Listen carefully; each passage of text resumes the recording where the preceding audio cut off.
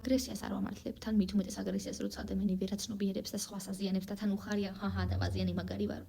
უბრალოდ გამოხატვა საჭიროა საკმაოდ, იმიტომ რომ თუ მაინც იქნები, მე არ მეწყინა, მე არ გავბრაზდი, მე დაგიგროვდება და მე ძალიან ცუდი რაღაც მოხდება დამიჯერეთ.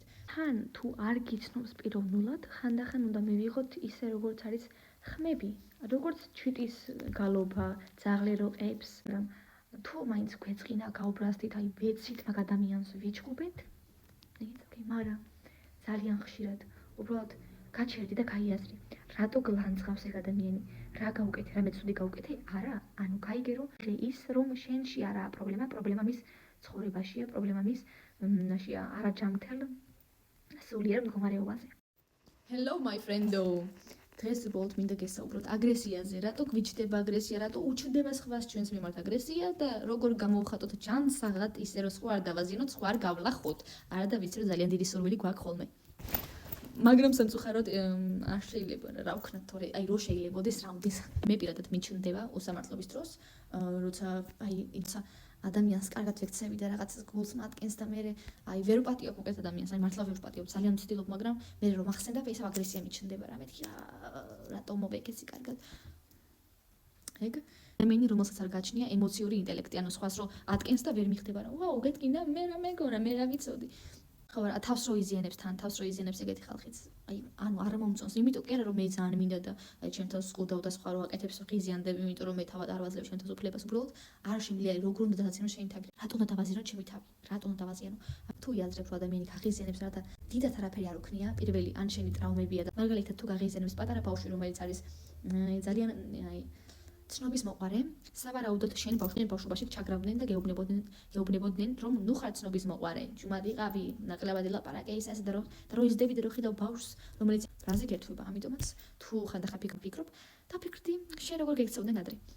კიდევ ბრაზე გვიჩნდება, როცა აი მოდით დავანებოთ ფსიქოლოგიას თავი არის რაღაცები, ანუ არ ვიცი როგორ აგიხსნათ, მაგრამ ენერგეტიკულ დონეზე როცა ადამიანი ძალიან ისე არა არასტაბილურა და ხან მაღლა ხან დაბლა, შენ ენერგიას თუ არ ემთხვევა, ხო შეიძლება რომ გაგაღიზიანოს კი.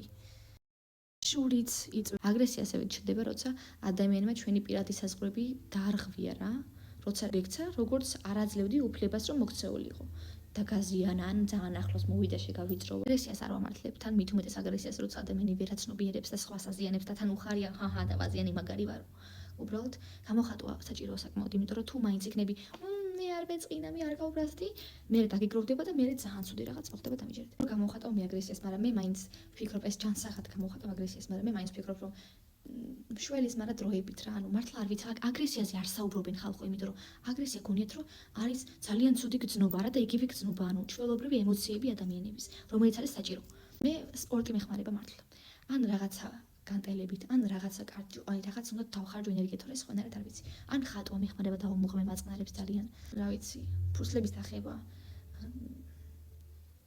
სუნთქვა რომ გააზრება. უცნაურად ჟღერდეს, მაგრამ მართლა საჭიროა რომ გამოვიდეს აგრესია. არ იყოთ სულ ესეთები. არ მეწყინა, კაი გპატიობ, კაი არა, მე არ გავბრაზდი. ნო, მეტი მართლა არ ვიცი, ამიტომაც თქვენ თუ იცით რამე ესეთი ხრიკირო და რაღაც რჩევა გაქვთ, აი მართლა გიშველის, დაწერეთ კომენტარებში, არ არის პრობლემა. ვცდილობ გავარკვიო, მაგრამ არ საუბრობენ რაღაც და ვერ წიგნები არ ვიცი მაგ თემაზე, ამიტომაც თქვენ თუ იცით, დამიწერეთ კომენტარებში, თქვენ როგორ ებრძვით და არა ჯანსაღად როგორ ებრძვით აგრესიას ამ ხრიკების გარდა, თუ იცით, დაწერეთ კომენტარებში, იმიტომ რომ გავაზიაროთ ცოდნა.